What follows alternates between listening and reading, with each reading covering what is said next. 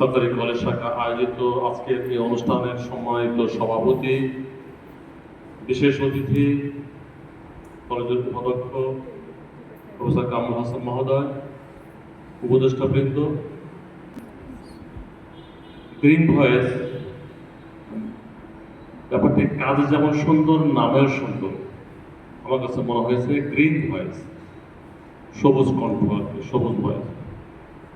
আমরা জানি যে এখন যৌবন যার মিছিলে যাওয়ার তার শ্রেষ্ঠ সময়, অর্থাৎ যাদের তারুণ্য আছে, তারুণ্যের অমিত তেজ আছে, শক্তি আছে, তারাই যুগে যুগে সকল ক্ষেত্রে, সকল পরিবর্তনে, সকল রাষ্ট্রীয় বা বৈশ্বিক পরিবর্তনে তারাই কিন্তু সবচেয়ে বেশি অবদান রাখে।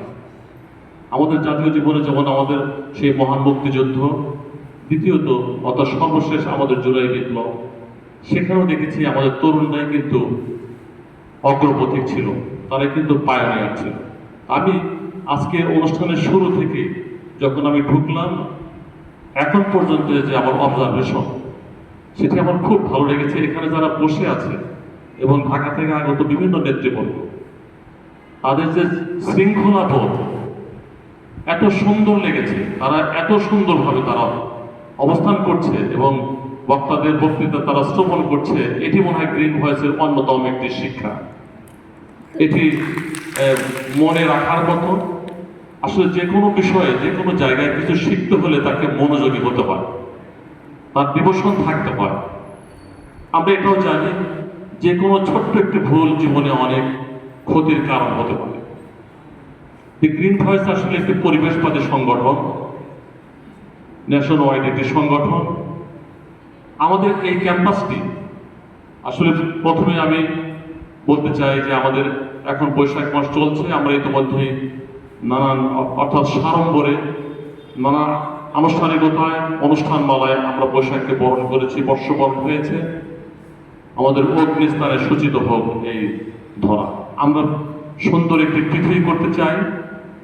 একটি সুন্দর পৃথিবী মানে তার মধ্যে সুন্দর বাংলাদেশ থাকবে, আর সুন্দর বাংলাদেশ মানে একটি সুন্দর দিনাজপুর সরকারি কলেজ হবে। এই মুহূর্তেও আমাদের দিনাজপুর সরকারি কলেজ কিন্তু সবুজের ছায়া আচ্ছাদিত। আমরা এখানে সন্তুষ্ট নই, দিনাজপুর কলেজকে আরো সব দিক থেকে, আমরা পরিবেশের দিক থেকেও এগিয়ে নিতে চাই আরো সম্ভব। আমরা এই কলেজকে গ্রিন এবং ক্লিন করতে চাই। এই ক্ষেত্রেও তো সেই একই কথা, যা আমাদের সম্মিলিত প্রয়াস ছাড়া এটি অর্জন করা সম্ভব নয়। আজকে যে আলোচনা বা অনুষ্ঠানের যে মূল থিম আর কি, আত্মবিশ্বাসী আত্মরক্ষা। আমার দুই সহকর্মীর বক্তৃতায় তারা এত বস্তুনিষ্ঠ, জীবন ঘনিষ্ঠ কথা বলেছে, আমার খুব ভালো লেগেছে। তারা একদম জীবন্ত উদাহরণ দিয়ে কিন্তু বোঝানোর চেষ্টা করেছে। মানুষ কিন্তু আসলে, আমরা একটা কথা জানি যে cowards die many a time, the valiant of death but once, অর্থাৎ কাপুরুষেরা কিন্তু মরে বারবার। কিন্তু আমরা, যিনি প্রকৃত বীর বা বীরঙ্গনা, তিনি কিন্তু একবারই বলেন, আমরা একবারই মরতে চাই এবং সার্থক মরণ যেন হয়। এটি তখন সম্ভব হয় যার আত্মবিশ্বাস নেই। বিশেষ করে আমাদের এই মেয়েদের দিককে নিয়ে যে এই ট্রেনিংটি হয়েছে, এটি অত্যন্ত সময় উপযোগী হয়েছে, যুগ উপযোগী একটি ট্রেনিং হয়েছে। প্রথমে তাদেরকে মানসিকভাবে শক্তিশালী বা তাকে স্ট্রং হতে হবে। তাদেরকে এটা বিশ্বাস করতে হবে যে আমরা নারী, আমরাও পারি। আর নারীরা, আমরা ঠিক ওইভাবে তাকে নারী বলে সম্বোধন করতে চাই না। আমরা মানুষ, প্রথমত পরিচয় হলো আমরা মানুষ। আমরা কেন ভাববো এই পৃথিবী তো সুন্দরী হয়েছে নর এবং নারীর সমন্বয়। আমাদের ঘর, আমাদের বাইরে, সকল ক্ষেত্রে এই দুই সত্তার সমন্বয় ছাড়া কি জীবন সুন্দর হতে পারে? হতে পারে না, মোটেই হতে পারে না। তাহলে আল্লাহ তাআলা কিন্তু শুধু আদমকে সৃষ্টি করে কিন্তু শেষ করে দিতেন, কিন্তু আমরা দেখেছি তার জুটি হিসাবে একটি আমাদের হাওয়া, আমাদের আদি মাতা, তাকে সৃষ্টি করা হয়েছে। আসলে এই দেশকে করতে হলে অবশ্যই নারীর ক্ষমতায়ন যেমন দরকার, সকল কাজে নারীর সংশ্লিষ্টতার প্রয়োজন, অংশগ্রহণ প্রয়োজন। কিন্তু আমরা দেখেছি দুর্ভাগ্য আমাদের, মানুষটুকু কিছু অমানুষ জানোয়ার, তাদেরকে জানোয়ার বলতে চাই, যাদের কারণে আমাদেরকে, যেমন আজকে যে এই ট্রেনিংটি করা হচ্ছে আত্মরক্ষার জন্য নারীদের, যে অর্থাৎ এই ট্রেনিংটির প্রয়োজন হতো না, অপ্রাসঙ্গিক হয়ে যেত। যদি এই পুরুষ টুপি যদি কিছু মানুষ অমানুষ না হতো, তাহলে এখন যেহেতু আমাদের বৈশ্বিক পর্যায়ে আমাদের বিশেষ করে এই ইদানিং ফেসবুকে দেখলে এত ভয়াবহ মর্মান্তিক দৃশ্য দেখতে পাচ্ছি, সে অত্যন্ত অশ্লীল অশ্রাব্য তারা যে কাজগুলি করছে, বিশেষ করে আমাদের কচি কাঁচা অর্থাৎ শিশু থেকে শুরু করে মহিলা পর্যন্ত মা বয়সে তারা ধর্ষিতা হচ্ছে। তো এই অবস্থায় তো আমাদের হাত গুটিয়ে বসে থাকলে হবে না। যারা কিনা নারী তাদেরকে অবশ্যই সচেতন হতে হবে, মানসিকভাবে শক্তিশালী হতে হবে, তাদের অ্যাডাপ্টেশন কোয়ালিটি থাকতে হবে, তাদের বুদ্ধিমত্তা থাকতে হবে।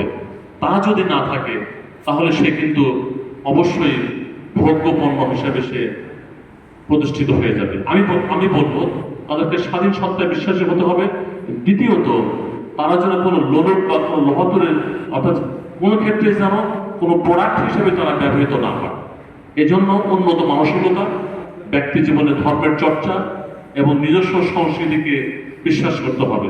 তার এই যে আত্মবিশ্বাস শুধু বিশ্বাসের ব্যাপার নয়, আত্মবিশ্বাস একটি শক্তি, একটি সাহস, এবং পাশাপাশি এবং শুধু বিশ্বাস থাকলে তো হবে না, এবং সেটি ইম্প্যাক্ট বা সেটির যে প্রভাব পড়বে হলো তার ট্রেনিং দ্বারা। ট্রেনিং মানে হলো অর্থাৎ প্রশিক্ষণ মানে পরিবর্তন। প্রশিক্ষণ মানুষকে উন্নত করে, প্রশিক্ষণ মানুষকে সমৃদ্ধ করে এবং শক্তিশালী করে, এমনকি তাকে বুদ্ধিবৃত্তিক বিকাশও ঘটায়।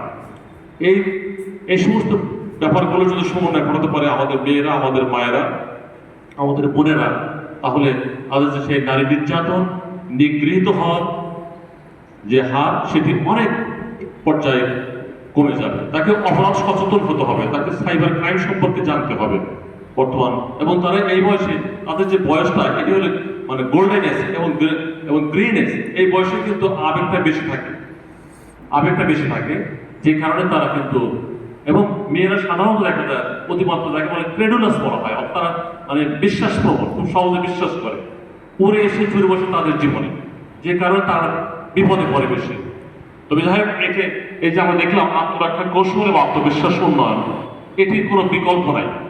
আত্মবিশ্বাস ছাড়া কোনো বিকল্প নাই। আমাদেরকে কোনো ক্রমে, শুধু নারীদের ক্ষেত্রে না, সকলের ক্ষেত্রে আমরা অনেক সময় যেন মরার আগে না করি, বারবার যেন না করি, আমরা একবারই করতে চাই। আমাদের আত্মবিশ্বাস রাখতে চাই, স্রষ্টার প্রতি বিশ্বাস রাখতে চাই, নিজের ক্যারিয়ারকে বিল্ড আপ করতে